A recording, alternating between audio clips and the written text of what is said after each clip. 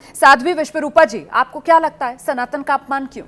जी, कुछ बात है कि हस्ती मिटती नहीं हमारी, सदियों रहा है दुश्मन, दौरे जमा हमारा, सारे जहां से अच्छा सनातन धर्म हमारा, हिंदू धर्म हमारा। बिल्कुल आपको कहना चाहूँगी कि बार बार सनातन पर वार होना उसकी सरलता की वजह से है। जैसा कि आप बार बार सुन रही हैं, देख रही हैं कि सनातन धर्म बहुत सरल है, जिसमें कहीं हिंसा नहीं है, जिसमें कहीं किसी दूसरे समुदाय की तरह सर कलम नहीं है। यहाँ सिर्फ करुणा, दया या फिर हम अहिंसा की बात करते हैं, सद्भावना की बात करते हैं, पूरे विश्व को साथ लेने की बात करते हैं। परंतु यहाँ पर मैं कहना चाहूँगी, कुछ मूर्ख लोग ये भूल जाते हैं कि हमारे शास्त्र के साथ शस्त्र उठाने का भी एक वहाँ पर परंपरा रही है। तो बिल्कुल इसे ना भूलिएगा। सरलता बिल्कुल है, उस सरलता को कमजोरी ना समझिएगा। और बार बार आप, जैसे कि अभी आप बहुत देर से डिबेट हम कई दिनों से सुन रहे हैं, आप देखिए धर्म को राजनीति के बीच में क्यों लाया जा रहा है। क्योंकि सनातन धर्म में कितनी बड़ी ताकत है कि उसके बिना कुछ चल ही नहीं सकता है। आप समझिए कि सनातन धर्म को बार बार टारगेट किया जाता है। अभी पिछले वर्ष भी एक ऐसा कुछ एक बयान आया था, हमारी एक बहन के द्वारा आया था, तो बिल्कुल पूरे देश में बवाल मच गया था, सरकलम हो गए थे। परंतु ये हमारी सरलता है, सिर्फ इसका फायदा उठाया जा रहा है। आप जितने भी महात्मा साधु संतों को देख रहे हैं, अब सिर्फ हम अभी तक जो बात देख रहे हैं, सिर्फ ये बात कही गई है कि हम सरल हैं, हम तो दया करते हैं, हम तो सद्भावना की बात करते हैं। उसी को आगे बढ़ाती हूँ। साध्वी चेतनानंद सरस्वती जी हमारे साथ मौजूद हैं। जिस बात का जिक्र यहाँ पर कर रही थी साध्वी विश्वरूपा कि भाई हम सरल हैं, हम उदार, हम सहिष्णु हैं, जो चाहे वो हमें कहकर चले जाते हैं और हम इग्नोर करते हैं, उसको खारिज करते हैं, उसको दरकिनार कर देते हैं। लेकिन ये नौबत क्यों आई?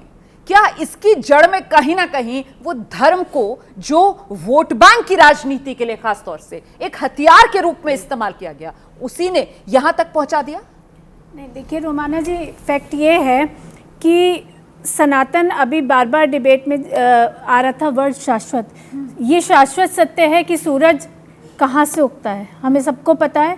इसी तरीके से शाश्वत जो भी चीज़ है वो सत्य है, और सत्य ही मानवतावादी हो सकती है। इसके अतिरिक्त कोई भी और धर्म, मजहब मानवतावादी नहीं हो सकता।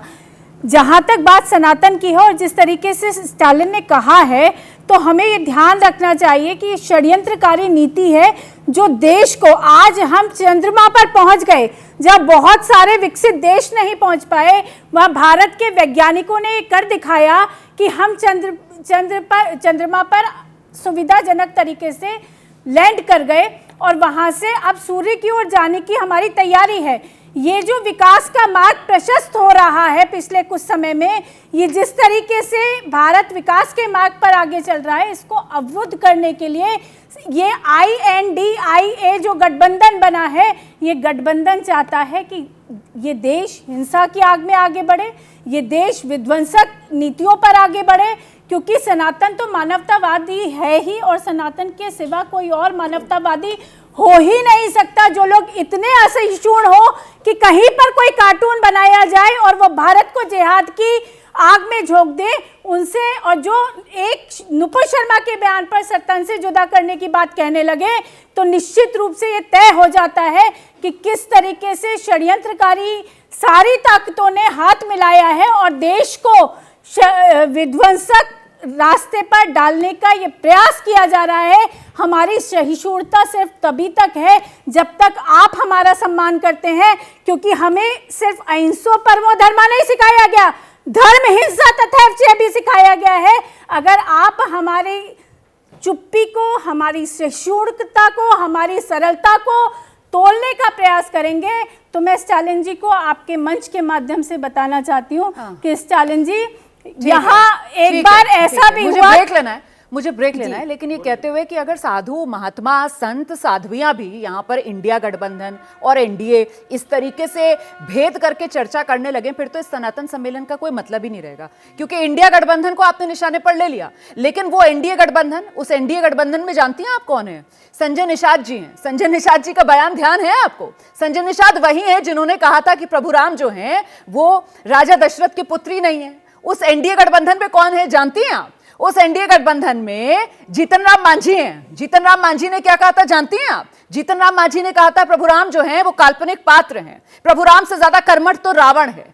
तो ये अगर साधु संत महात्मा साध्वियां यही अगर राजनीतिक बात करने लगेंगी, यही अगर नेताओं के बयानों को इंडिया गठबंधन और एनडीए गठबंधन के दायरे में देखने लगेंगी तो फिर तो चर्चा नहीं सार्थक हो सकती है। जैसे ही घड़ी का काटा दोपहर 2:30 पे आए, बबीता जी का दिल सास बहू साजिश के लिए मचल जाए। और ये है इनकी बहू, पूरे दिन ऑफिस की टेंशन हो जाए गॉन जब ये करें अपना फेवरेट शो फ्री टाइम पे ऑन।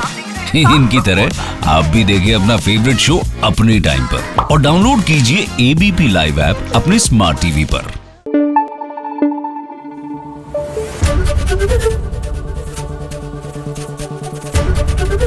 एबीपी न्यूज आपको रखे आगे।